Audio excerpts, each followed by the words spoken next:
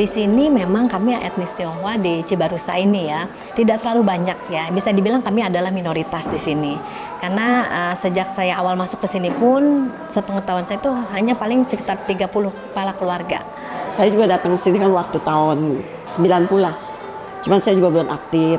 Saya aktif tahun 2000. Sejarahnya sih dari tahun 82 sampai sekarang kan tahun 2005 ada lagi yang bongkar nih Kenteng, orang dari Bekasi nih. Direnov lah depannya semua. Nah setelah berapa tahun baru kemarin tahun 2023 baru mau dipugar, diganti baru gitu.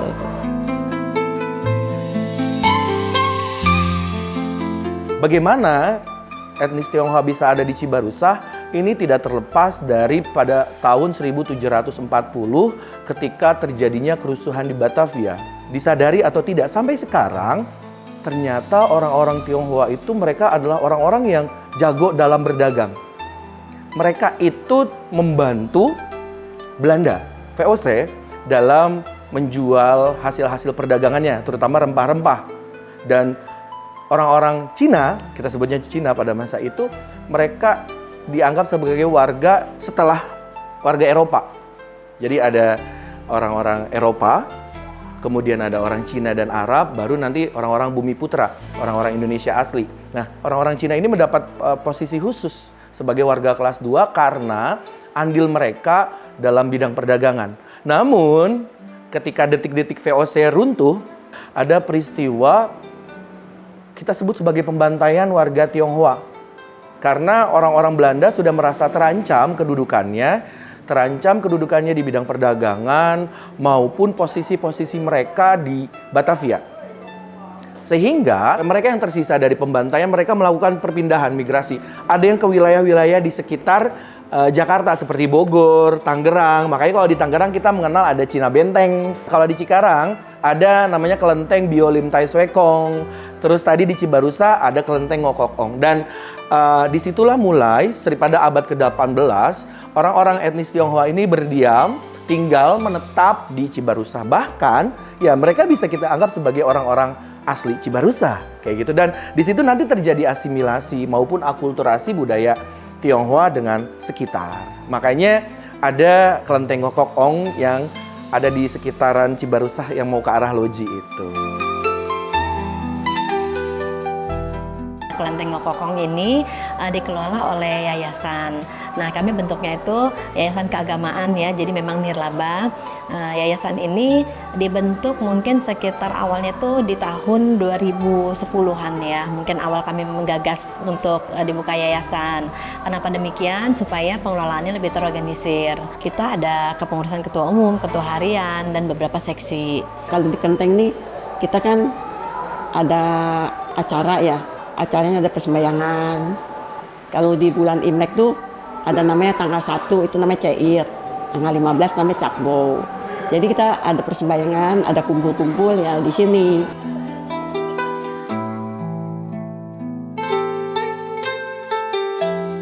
Pada zaman Orde Baru, kenapa sih orang-orang Cina dilarang? Dan saat itu kita sangat anti karena trauma pasca G30 SPKI. Yang perlu kita pahami, salah satu dalang dari G30 SPKI adalah orang Cina. Dan katanya orang Cina ikut serta membantu, katanya di sini. Tapi yang jelas, bangsa Cina sendiri dari Republik Rakyat Cina itu mencoba membantu Indonesia memperkuat ideologi komunisme dalam G30 SPKI tadi dengan petani dan buruh yang dipersenjatai. Ini adalah salah satu alasan kenapa orang-orang Cina dilarang untuk bergerak bebas di Indonesia karena ketakutan nanti ideologi komunis lahir. Memang dulu sempat ada kebebasan yang ditutup lah istilahnya. Sempat kurang lebih 3 dekade ya, kami tidak bisa merayakan Imlek sebagai hari raya. Walaupun mungkin saat ini kami sangat bersyukur atas kepemimpinan Bapak almarhum Gus Dur ya. Beliau memberikan ketetapan presiden bahwa ini hari libur nasional. Jadi memang kami sangat merasakan manfaatnya atas perubahan itu.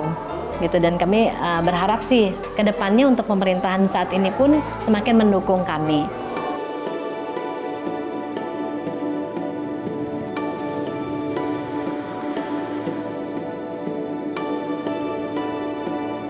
Di sini memang kami beradaptasi dengan lingkungan sekitar, itu harus kami lakukan. Terus untuk beberapa kegiatan pun kami dibantu juga dengan warga sekitar dan kami berusaha melibatkan supaya kita lebih berbaur.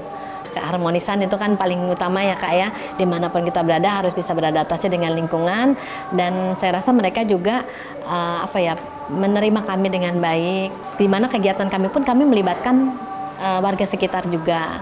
Itu salah satunya mungkin dari seni barongsai. Ada barongsai banyak di sini, banyak sih anak-anak di sini. Itu juga membaru juga sama-sama, karena kalau di Cibarusah tuh orang Cinesnya sedikit, kebanyakannya ya tetangga-tangga kita semua ya. Untuk saat ini sih tim saya gitu ya, itu 80% itu muslim. Iya, selebihnya sekitar 20% itu ya Tionghoa, masih keturunan juga. Tiap tahun ya muslim-muslim ini bantu-bantu di kelenteng ini. Ada juga kami ketika penanggalan di bulan 7 China, itu kan kami ada juga tuh acara bagi sembako untuk warga sekitar. Jadi memang di sini tuh antusias mereka dan kerjasama mereka dengan kami itu cukup erat. Untuk kami pun menyediakan ada beberapa sumber mata air kami pun untuk mereka gunakan gitu.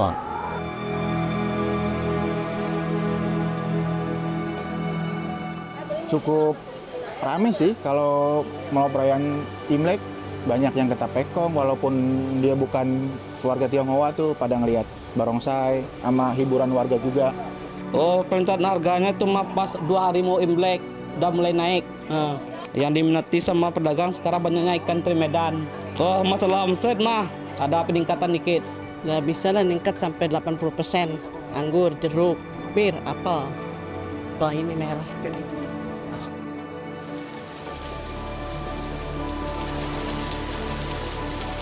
Imlek sekarang mah berdoa yang terbaik aja, lebih maju.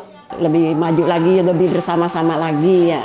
Kita kan biar kita Chinese sedikit di sini, tapi kalau tetangga kita kan semua kan orang Muslim, jadi kita sama-sama lah di sini lah. Nggak ada dari dulu berapa tahun yang lalu kita nggak ada pernah keributan gitu. Kami sih berharap tetap keberadaan kami ini menjadi manfaat untuk semua. Tidak hanya untuk umat kami, tapi juga untuk lingkungan dan masyarakat sekitar. Sedikit banyak ya yang dapat kami lakukan, mungkin tidak seberapa dibanding mungkin kegiatan-kegiatan dari etnis lain lah ya. Tapi kami tetap berusaha eksis dengan rutin kami punya kegiatan seperti tahunan. Kami ada bagi sembako, itu selalu setiap tahun di bulan 7 penanggalan China. Kemudian juga kami ada perayaan ulang tahun kelenteng, ini juga pasti menunjang perekonomian mereka ya, karena ketika ada perayaan pasti mereka juga ada yang mau jualan atau ada kegiatan apapun.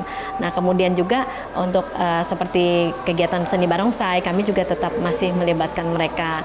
Jadi keberadaan kami walaupun kami minoritas, kami berharap bisa berbaur dengan mereka dan menjadi manfaat untuk semua.